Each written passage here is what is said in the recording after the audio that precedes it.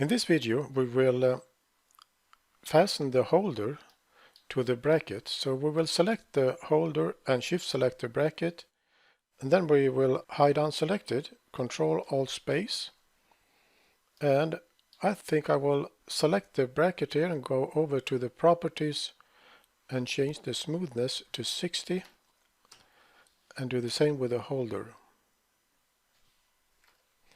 like so. And then we will add threaded holes here on the holder. So we will come over to the catalog and we will drag a hole, left drag, and we will drop it inside this hole on the holder. And it will be M3. The length will be 6 millimeters. And none of these boxes should be checked, but this one should be, so that this information will be added to the drawing when we make a drawing of the holder. So, and then we will move the hole to the center of the hole on the bracket. So we right click on this 2D handle and choose the center point of this hole. And we need 2 more holes. So we will loosen the tri-ball, right click the 2D handle, choose the center point of this hole, unlock the tri-ball, select the axis, right click and hold inside the tri-ball and push. We drop it there and choose link, 2 more, and the angle will be 360 divided by 3, and we hit enter. Then we click apply and exit here and turn off the tri-ball.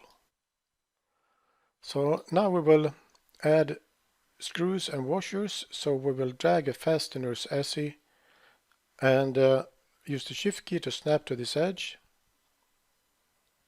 And it should be M3, and the length 8 millimeters will be fine. And this box should not be checked because we don't need any more holes, but this one should be, so that the information will be added to the bill of materials. So a screw and a washer, and then we turn on the tri-ball because we need 2 more.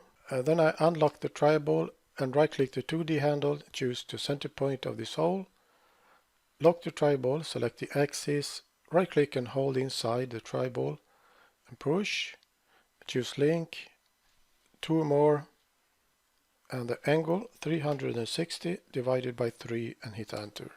Then we click apply and exit and turn off the tri-ball. Then we bring back all hidden parts by pressing shift space. And then we will make a shaft that will go through these parts. So we go back to starter catalog and right drag a cylinder. I will zoom in a bit. Right drag a cylinder and use the shift key to snap to this edge. Drop a spot. I will click OK here. Change the diameter to the same as the hole, and that's 5 millimeters. And then I will grab the handle behind the tri-ball icon, drag all the way through, and use the shift key to snap to this edge here. Then I will grab this handle and use the shift key to snap to this face. Then we select the shaft in part level, come over to the properties here, and here we will type shaft, hit enter, copy and paste, and the part number will be 121. And then I will move the camera to top front right and fit scene.